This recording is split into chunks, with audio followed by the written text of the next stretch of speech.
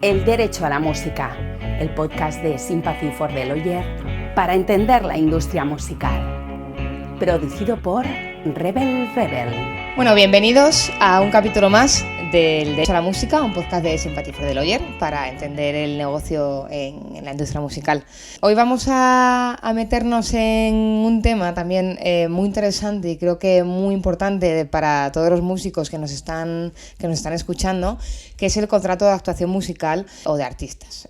Para haceros un pequeño resumen de cositas que vamos a ver un poco, pues vamos a ver con Manuel todas las cláusulas y las condiciones legales que tiene cada contrato de los que podrá ver el artista a lo largo de su carrera y al final las implicaciones que van a tener que hacer un promotor en este caso o el artista.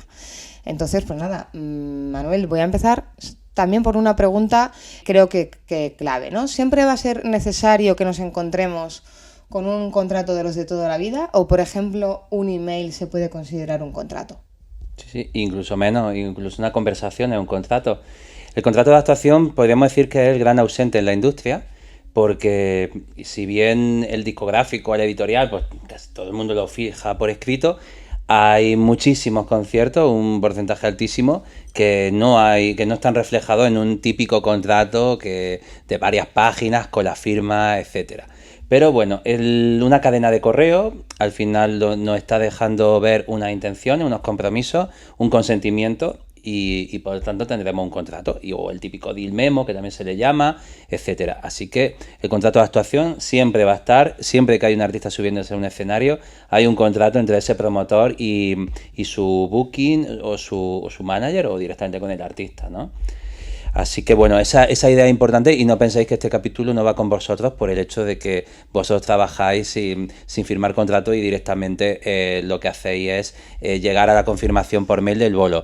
Porque todo lo que vamos a hablar hoy os interesa, ya que vamos a entrar en esas cuestiones, esos acuerdos, esos temas críticos que hay que negociar bien, que hay que tener claro que se han dejado sin lugar a duda en la cadena de email o en el contrato de 20 páginas, para que cuando nos vayamos a subir al escenario no haya sorpresa, o para cuando estamos organizando nuestro festival no tengamos el susto de que algo puede salir mal en último momento y que no haya concierto.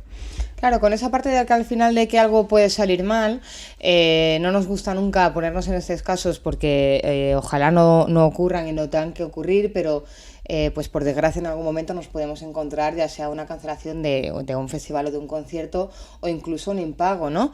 Entonces, en ese sentido, yo entiendo que ambas partes tienen obligación, el promotor por una parte y el artista por otra, y también saber un poco cómo sería, cuál es la obligación de cada uno en ese sentido y cómo se puede resolver la situación para no llegar a las manos. Claro, sí.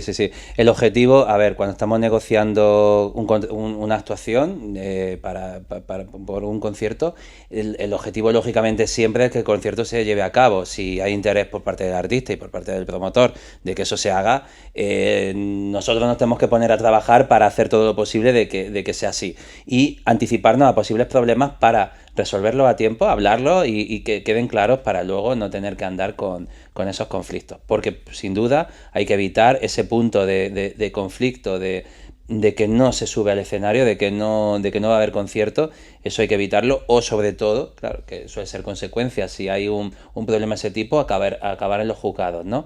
Y no es lo mejor, hay que evitar eso a toda costa.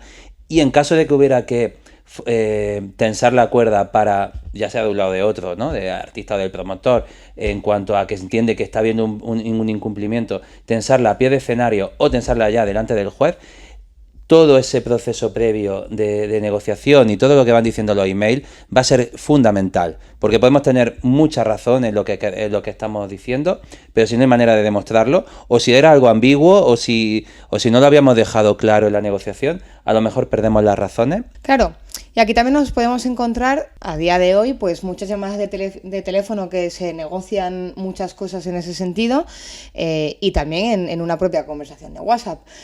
Aquí que podríamos también un poco recomendar a nuestros oyentes para que pudieran salvarse y curarse en salud en ese sentido. Bueno, primero entendamos, ¿no?, qué es lo que hace cada parte. Sobre todo tenemos dos, que sería el promotor y el artista. normalmente está la agencia de booking o el manager en medio, que bueno, considerémoslo como parte del artista porque negocia por él. Entonces, bueno, el promotor, ¿qué es lo que hace en un concierto? Y eso que hace es lo que determina también las cuestiones a incluir en la negociación. La función del promotor, pues principalmente ser quien organiza todo, quien dispone de un recinto, una sala de concierto, un estadio, un venue para desarrollar el concierto. Va a tener que asegurarse que tiene todas las licencias y que eso se puede llevar a cabo. Es responsable de la seguridad del espectáculo, de que todo vaya bien, porque al final la empresa que ha tomado la iniciativa y que tiene la responsabilidad principal. También la seguridad y evitar cualquier accidente para los trabajadores en general que intervienen en la producción, incluso de otras empresas, tiene también responsabilidad sobre eso, de las empresas contratistas que trabajan en la producción, y también la seguridad de los músicos, de los artistas que van a intervenir. También va a tener la obligación o se tiene que ocupar de pagar los derechos a entidades de gestión porque en su concierto se interpreten canciones. Ojo, al artista le paga un caché, pero le paga caché por actuar como artista. Luego, por otro lado, tiene que pagar al titular de las canciones, que aunque sea el mismo que el artista, el pago va por otra vía, normalmente por entidades de gestión. Otra idea que siempre repetimos mucho, no mezclemos la figura de artista y compositor, aunque seáis la misma persona, ¿no? Son roles diferentes a nivel jurídico. Y bueno, obviamente te va a tener que pagar el caché, como acabamos de decir. El promotor tiene que pagar caché porque el artista, cuando trabaja con un contrato de actuación, va con una cifra garantizada. El que asume los riesgos de que si no se venden entradas va a ser el promotor. Y el artista siempre tiene un caché garantizado. Cosa distinta es que además tenga algún régimen variable para participar en que vaya mejor la venta. Si el artista fuera también el que, si no va bien, no cobra, entonces que de alguna manera asume riesgo y podría tener cierta consideración de promotor también. Y bueno, al final, como decía, el promotor es quien tiene esa función. Si se cancela el concierto por lluvia, pues tiene que tener un seguro porque soporta todas esas pérdidas y tiene que responder ante los proveedores, y el artista tiene que pagar igualmente.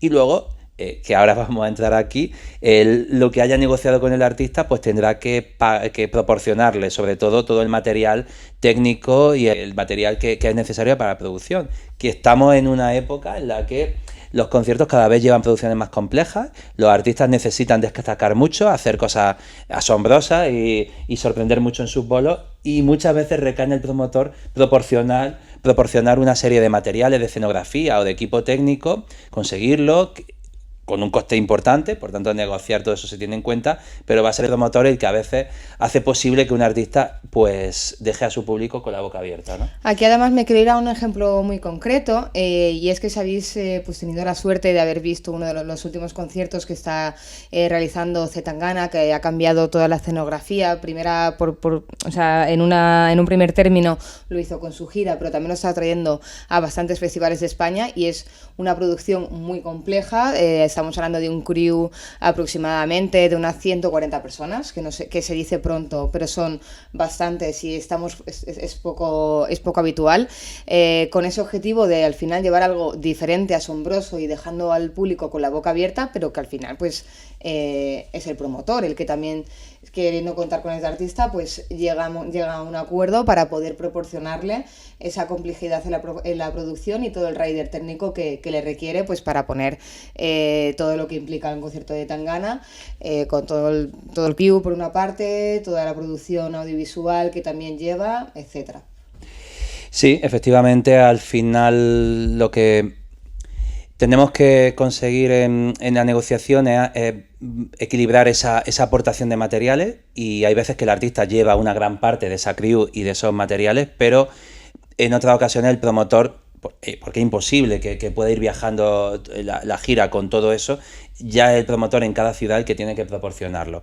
Y todo viene, o sea, está cambiando mucho la negociación de contratos de actuación porque cada vez tenemos más los casos de artistas que necesitan plantear un espectáculo muy impresionante, y bueno, y eso requiere el tenerlo muy en cuenta aquí. Y luego desde el lado del artista, al final el contrato de actuación o la negociación de este tipo de acuerdo, lo que sobre todo tenemos que tener en cuenta es que el artista, su obligación principal es actuar, va a tener que actuar en la duración pactada, que eso es algo que también que se negocia, porque tenemos que fijar un criterio objetivo. Y bueno, la calidad es algo más difícil de apreciar. Puede ser un bolo que no salga bien ese día, pero sería muy difícil que el promotor diga, mira, me tienes que devolver el caché porque no ha ido bien. Sí que puede ser porque no llegue al tiempo pactado o porque haya ya deficiencias técnicas muy, muy manifiestas, ¿no?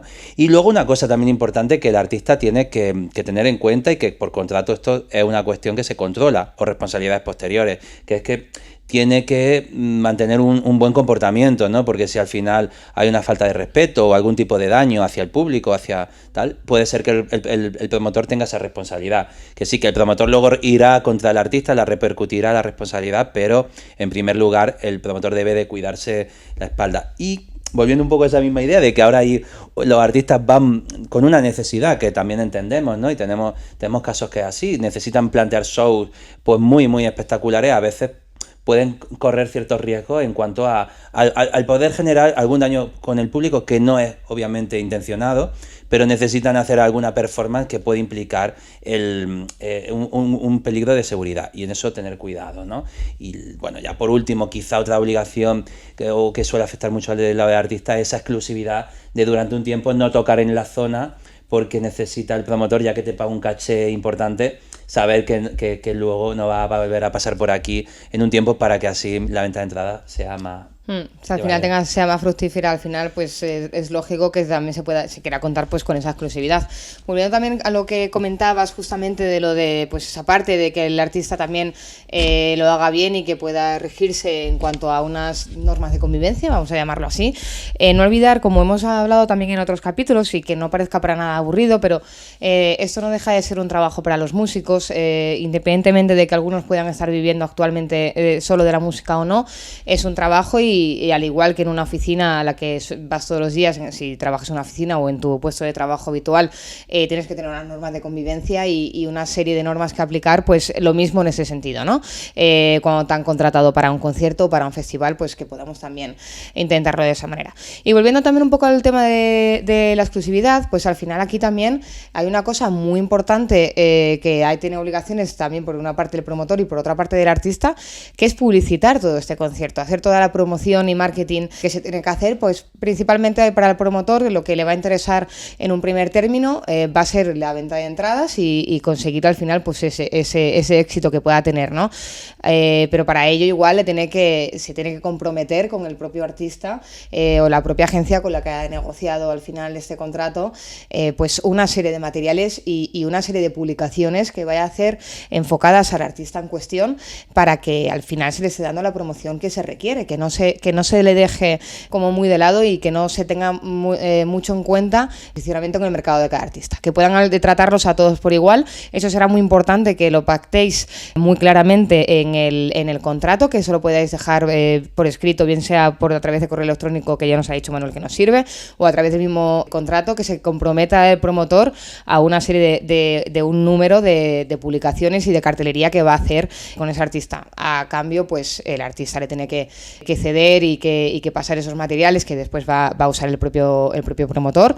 Y también por otra parte, pues bueno, aparte de proporcionar estas fotos e imágenes, que el artista también tiene como esa implicación o esa obligación, por así decirlo, de si hay un plan de comunicación muy potente con el festival y nuestros amigos de prensa quieren hablar con ellos referente a este festival, pues que estén encantadísimos de poder hacerte estas entrevistas que muchas veces por comodidad se hacen en el mismo recinto, y que también se aproveche esa parte como que promocional, ¿no? Entonces que también es muy importante tenerlo en cuenta, sobre todo pues artistas que podéis estar empezando, que nos estáis escuchando, eso dejarlo muy claro, pelear ahí en ese sentido por vuestros derechos para que se os vea, porque un festival no deja de ser una oportunidad a nivel del caché que pueden llegar a ganar, sino que es una oportunidad muy grande de posicionamiento y de visibilidad.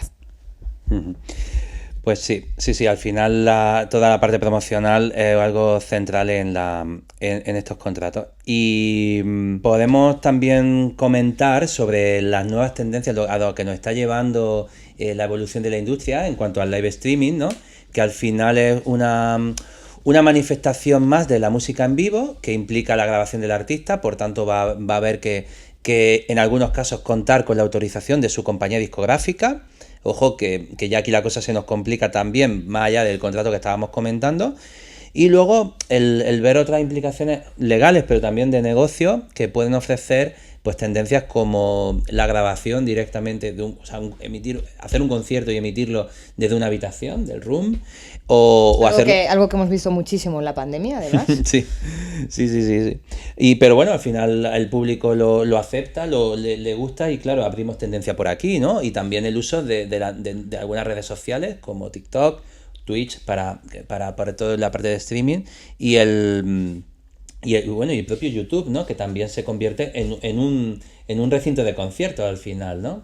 Sí, YouTube se convierte completamente en un recinto de conciertos. Lo lleva siendo ya hace bastantes años. Yo recuerdo haber visto festivales como Rock in Rio a través de YouTube, y lo último que hemos también visto es el Coachella, que se ha vuelto a celebrar y se emitió en su gran mayoría por YouTube. Creo que en este caso se cobró una entrada, pero bueno, que también es otra forma de poder disfrutar de estos conciertos, pues si por temas logísticos o por lo que sea, pues no se pueden disfrutar, es otra manera también de verlo y de disfrutarlo. Pues sí. Pues nada, todas esas cuestiones, al final, como veis, el contrato de asociación, hay mucho que detallar sobre las condiciones del concierto, rider, etcétera, pero también derechos de imagen, propiedad intelectual. Al final, el negocio de la música es bastante transversal, hoy más que nunca, y bueno, es necesario el tener todo esto en cuenta, y trabajamos con artistas que lo están teniendo muy en cuenta y se nota mucho al final en la evolución de su carrera, ¿no? Sí, pelead mucho por todo lo que queréis hacer para llevar clara vuestra propuesta. Volvemos a repetir un poco el claim de todos los capítulos. Esto para vosotros es una empresa, es vuestro producto, y tenéis que pelear por ello. Entonces, como siempre, como decimos en los capítulos, queremos que esto se pueda convertir en también un preguntas y respuestas, y que todas las preguntas que no hemos contestado porque se nos ha quedado en el tintero de todas las cuestiones, por favor, contárnosla. En el hub de nuestra página de Sympathy for the Lawyer vais a poder también ver esos contenidos con mucho más contenido y más explicados. Y nos vemos en los siguientes capítulos, que seguiremos hablando de estas cositas que nos pueden quitar el sueño. Muy bien, venga, muchas gracias, nos vemos en la siguiente. Muchísimas gracias a todos por escucharnos, y gracias también a la gente que nos está apoyando, que estamos teniendo bastante éxito y estamos muy contentos, porque al final esto es un podcast que hemos querido hacer queriendo ayudar a toda la gente que se dedica a la industria de la música, así que ya con eso, con poder ayudar a las personas que nos escucháis, estamos muy muy contentos y agradecidos, y es nuestro logro. Muchas gracias, y este es El Derecho a la Música, un podcast de Sympathy for the Lawyer para atender la industria musical. Nos escuchamos en el siguiente.